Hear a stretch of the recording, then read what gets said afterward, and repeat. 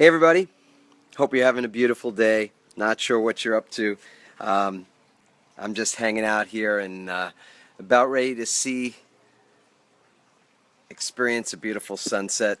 I want to wish you a beautiful evening.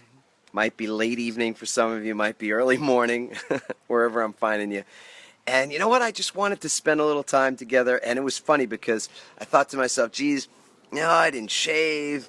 I've kind of I've had a very active day creatively, a lot of writing, a bunch of meetings, and I'm just like in sweatpants and a ratty t-shirt and whatnot. And I thought to myself, man, how interesting is that, right? I'm thinking to myself, and this is the stuff I work on all the time.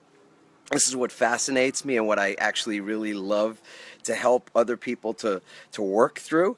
And here it showed up for me. I'm going, oh, you know what? I'll wait till tomorrow. I just I have to go upstairs and shave. It's like we're always sort of waiting for a better time, for a more perfect time than right now, because we tell ourselves, I gotta have our lip gloss on.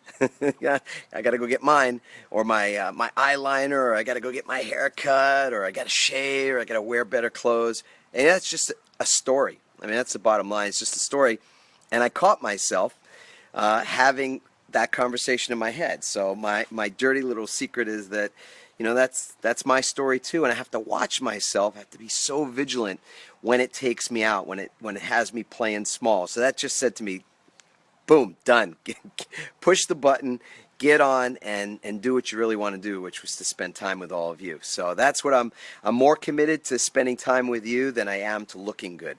So, it is what it is. Now, that said, I wanted to point that out, and I also wanted to share something else with you, which are 4 baby steps to creating your pivot vision. 4 steps to creating your pivot vision. So the first one is this: let go. And by the way, just so we're all clear, these are things I'm working on now in my life, in my things going on with me right now. I'm right in the middle of the same juiciness, the same juicy stuff that this book Pivot is about. Is my own experience of living in this moment, which is just so beautiful and so rich. So it's what a blessing for me to be re-experiencing this stuff and sharing it with all of you. So the first thing is to let go of how.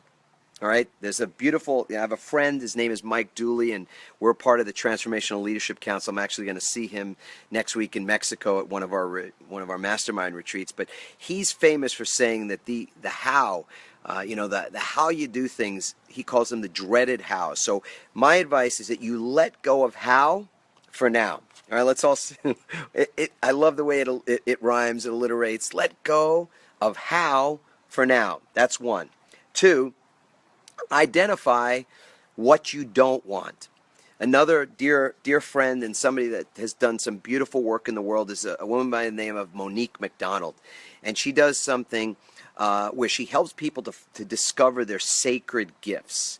And I remember when Randy, my wife Randy, took the training with her some years ago and became certified as an instructor and a coach in the sacred gifts work, that she said to me as she was facilitating the process with me, she said, it's just as important as knowing, what your sacred gifts are.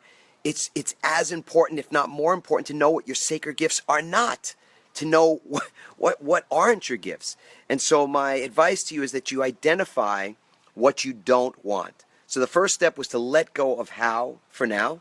The second step is to identify what you don't want. And the third step is to find your deepest commitments, to search inside. And for me, I do some of my best thinking as I'm walking on the beach or walking the dogs or sitting out at sunset, just someplace quiet. I started a new ritual this morning that I'm getting up an hour earlier. So an hour before Randy's even getting up to kind of scratch the kids back and get them up for school. So it's, sort of in that 5 a.m. area. And that's a brand new ritual for me. And it's a great time for me to be alone and to be finding more of my own quiet voice before the day gets going. So searching for your deepest commitments is something that I recommend that you take some time to do, but that you do it in a quiet space. So again, to review, these are the 4 steps to creating your pivot vision, and they're basic baby steps. Let go of how for now, like my friend Mike Dooley would say. Identify what it is that you don't want. So what you don't want is just as powerful. Knowing what you don't want, the boundaries in your life, just as important as knowing what you do want. Number 3, find your deepest commitments. So search your heart, search in that quiet place inside of you, your soul, for what it is that you truly are committed to. Again, to recommend someone else who I love and adore is Greg and Tamara Montana. They do heart virtues work. And again, that's discovering those deep commitments. And number 4, access your beginner's mind. And I think this is if I was going to sort of bet or not bet, but more or less indicate, my what I think is the unsung hero, or the the long shot in these 4, it would be this one: to access your beginner's mind, because we don't even realize how as we grow into maturity and we do something, sometimes we're in a profession for a long time, we do things, we start to think of ourselves as a very competent person. We develop our confidence, and there's nothing wrong with that, except that it gets us thinking that we know something. It gets us thinking and really believing that we know that. And those words, "I know that," are very dangerous, because they sort of shut down your creativity. They shut down that part of you that is humble, that is a beginner, that is an apprentice. And so to be in the apprentice mind is so valuable, because it opens up avenues of creativity. And so for me, when I want to be in my apprentice mind, I just hang around with kids. Even if I have to just sort of be in the vicinity of kids.